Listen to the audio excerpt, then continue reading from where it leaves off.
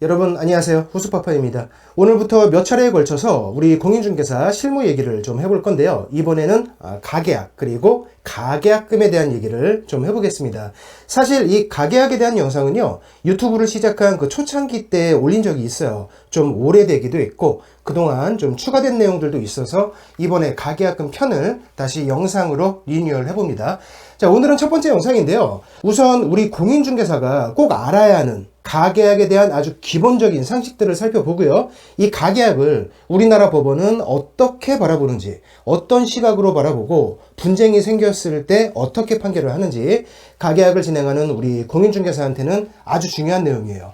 기본적인 가계약 상식들을 알아본 다음에 다음 영상부터는요, 우리 공인중개사가 가계약을 안전하게 진행하기 위해서 문자 메시지를 많이 활용들 하시죠. 이 문자 메시지 내용을 체크해 보면서 주의사항도 함께 살펴보고요. 계속해서 우리 공인중개사들이 가계약금을 실무에서 제대로 활용하는 방법, 어떤 상황에서 어떻게 이 가계약금을 활용하고 고객을 어떻게 컨트롤 해나갈 수 있는지, 그런 실무적인 얘기들, 그리고 상가나 사무실 같은 그런 업무용 부동산에서 가계약을 진행할 때에는요, 주택하고 좀 다른 필수 주의사항이 있습니다. 이번 영상부터 몇 차례에 걸쳐서 하나하나 가계약금에 대한 우리 중개실무 얘기를 해보겠습니다. 자, 우리 공인중개사가 현장에서 계약을 진행할 때 가계약을 많이 활용해요. 가계약을 하는 이유는 매매계약에서는 갑자기 큰 돈을 입금하기가 어려워서 소량의 돈을 먼저 입금하고 다시 계약금을 준비해서 본계약을 체결하고요. 임대차에서는 서로 시간이 맞지 않으니까, 예를 들면 지금 전화상으로 조건이 다 조율됐는데 임대인이 바로 앞에 있으면은 바로 계약서를 작성할 수 있지만 대부분은 그렇지가 않잖아요. 그러니까 일단 가계약금을 활용해서 구두상으로 먼저 약정을 하고 그 후에 정식으로 시간을 잡아서 계약서를 작성하죠. 자, 그런데 우리 공인중개사 입장에서는 이 가계약을 하는 진짜 이유가 물건을 놓치거나 손님을 놓치는 그런 경우가 생길 수 있습니다. 고생을 다 해놓고 조율까지 완벽하게 해놓고 3일 뒤에 계약서를 작성하기로 했는데 당일에 가서 보니까 임대인이 그 전날에 다른 사람과 계약을 체결했다거나, 또는 반대로 이제 손님이 또 연락이 두절된다거나, 그러면 중간에 있는 공인중개사는 굉장히 난처한 상황이 발생하잖아요. 그러니까 이제 그런 상황을 우리가 방지하기 위해서 가계약이라는 절차를 활용해서 미리 예약을 해놓는 것이죠. 그런데 우리 공인중개사분들 모두 다 아시다시피 이 가계약이라는 단어는 법정 용어가 아니에요. 어느 법률에도 이 가계약이라는 단어가 없고 관련된 규정이 없습니다. 그렇다고 해서 규칙이 전혀 없는 건 아니에요. 실무에서는 오래전부터 이 가계약, 좀 오래전부터 활용해 오던 것이기 때문에 가계약 관련해서 분쟁도 많고 소송도 많고 판례도 많아요. 즉 가계약에 대한 규칙들은 판례를 통해서 일정하게 정의되어 있다. 자, 그러면 가계약을 체결할 때 건너가는 그 가계약금은 계약금이냐 아니냐. 보통은 실제 계약금보다 좀 적은 금액을 입금하고 추후에 계약서를 작성하면서 추가 계약금을 넣는 쪽으로 그렇게 진행을 하는데요. 가계약금에 대한 법적 절차라든지 계약금 계약이라든가 이런 복잡한 얘기는 하지 말고 그냥 실무적으로만 볼게요.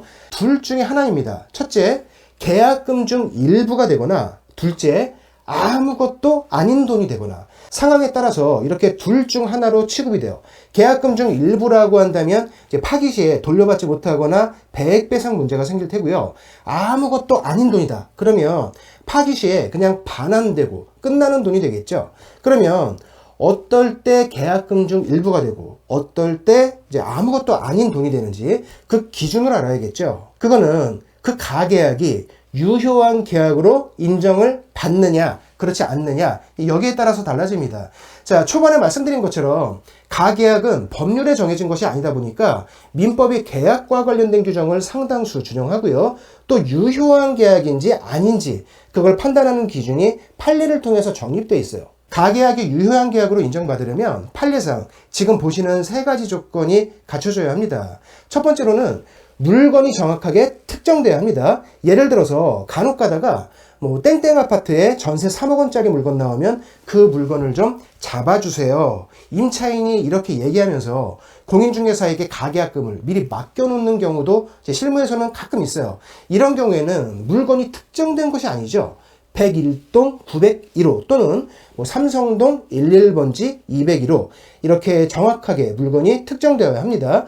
물건이 특정되면 그 물건의 주인인 소유자도 특정이 된 것이죠.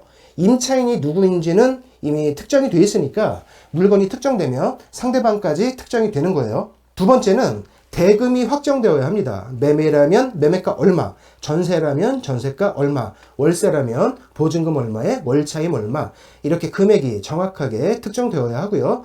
마지막으로 지급 방법에 대한 협의, 계약서를 언제 작성하면서 추가 계약금을 지급하고 뭐 중도금이 있다면 언제쯤 지급할 것인지, 잔금은 언제 지급할 것인지 이런 것들이 정해져야 하는데요. 중도금이나 잔금은요, 가계약 시에 그 정확한 날짜까지 완벽하게 짚어야 되는 것은 아니에요. 대략적인 날짜가 정해졌다면 되는데 그게 또 이제 너무 두루뭉술하면 안 돼요. 예를 들어서 9월 말일경에 입주하면서 잔금을 지급한다 이런 것은 됩니다. 그런데 뭐 겨울쯤에 입주하면서 잔금을 지급하기로 한다 이제 이런 것은 안 돼요. 어느 정도는 좀 특정이 되어 있어야 하고요. 또 임대차 계약에서는 현재 살고 있는 그 임차인의 이사 날짜, 그 날짜도 고려를 해야 되기 때문에 세부적으로 가면은 좀 케바케가 있기는 하지만 최대한 구체적으로 정해져 있어야 합니다. 법적으로 딱 며칠 뭐 이런 거는 없어요. 자, 이렇게 여기 적혀 있는 그 세 가지가 모두 협의된 상태에서 가계약금이 넘어갔다면 판례상 그 가계약은 유효한 계약으로 인정이 됩니다. 그러면 파기되었을 경우에 그 파기한 쪽이 매수인이나 임차인이라면은 가계약금을 포기해야 되고요. 매도인이나 임대인 쪽이라면은 배액배상을 하는 것이 이제 상식이겠죠. 그런데 법원은요, 이걸 좀 다른 관점에서 봐요. 가계약금 포기나 뭐 가계약금 배액배상 이렇게 끝나지 않을 수도 있습니다. 판례를 하나만 볼게요. 지금 보시는 판례는 꽤 오래된 것이지만 가계약과 관련해서 아주 중요한 판례이기 때문에 우리 공인중개사들이 꼭 알고 있어야 합니다. 예전에도 한번 소개해드린 적이 있어요. 내용을 살펴보면요, 매도인과 매수인이 매매가를 10억 원으로 협의했습니다. 계약금은 1억 원으로 약정했고요. 며칠 뒤에 계약서를 작성하기로 하고 잔금일까지 정했어요. 그리고 그 약속의 표시로 매수인이 매도인에게 가계약금 1,000만 원을 송금합니다. 그 내용을 간단하게 가계약서로 만들었어요.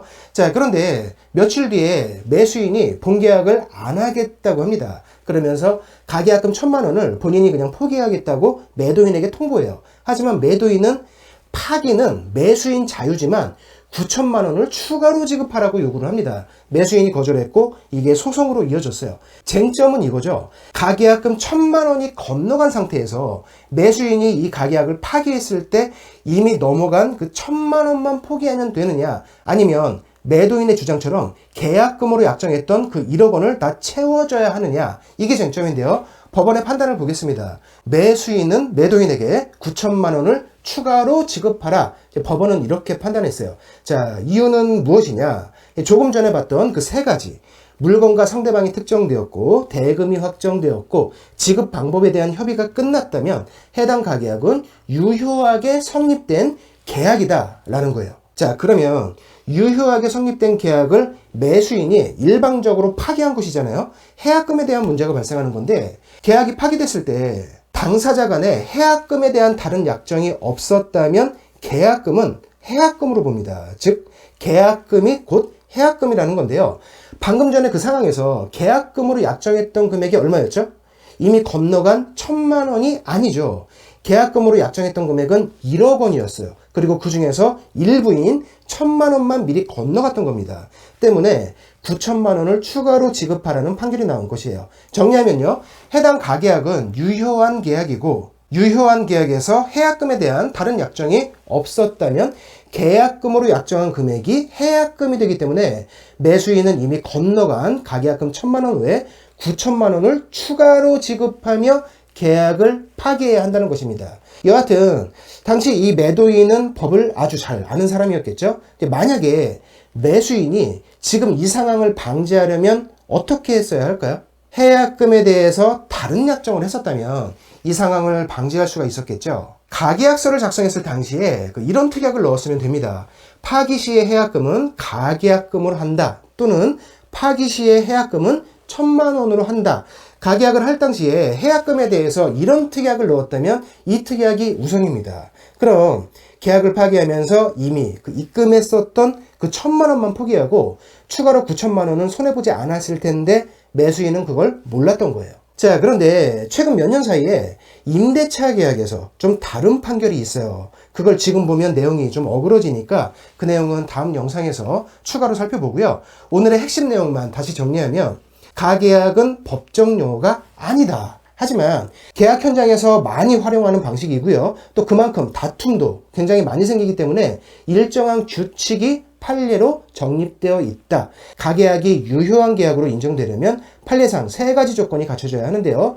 먼저 물건과 상대방이 특정되어야 하고요. 대금의 확정, 그리고 지급 방법에 대한 협의가 끝났다면 그 가계약은 유효한 계약이 된다. 유효하게 성립된 계약이니만큼 가계약이 파기될 경우에는 계약금으로 약정했던 금액이 해약금이 된다. 단, 해약금은 당사자 간의 약정으로 바꿀 수 있다. 여기까지가 오늘 볼 내용입니다. 자, 오늘 보신 내용은 우리 공인중개사분들께서는 모두 다 아시는 내용일 거예요. 제가 아주 오래전서부터 유튜브나 뭐 강의를 통해서 안내를 해드렸던 가계약에 대한 기본 상식이고요. 다음 영상부터가 이제 직접적으로 우리 중개실무에 관련된 내용인데요. 영상이 길어지면 또 루즈해지니까 한번 끊고 가겠습니다. 다음 영상에서는요, 가계약을 진행할 때 서로 협의가 완료되었다는 증거로 우리 공인중개사들이 발송하는 문자 메시지가 있어요. 그 내용을 좀 살펴보면서 또 최근에는 임대차 계약에서 가계약이 파기되었을 때 서로 좀 상반된 판례가 존재합니다. 때문에 우리가 가계약을 진행할 경우에 이제 매우 조심하지 않으면 파기 시에 우리 공인중개사만 굉장히 피곤한 상황이 발생해요. 어떤 부분을 조심해야 하는지 다음 영상부터 본격적으로 가계약에 대한 우리 중개실무 얘기를 해보도록 하겠습니다. 다음 영상에서 계속 뵐게요. 고맙습니다.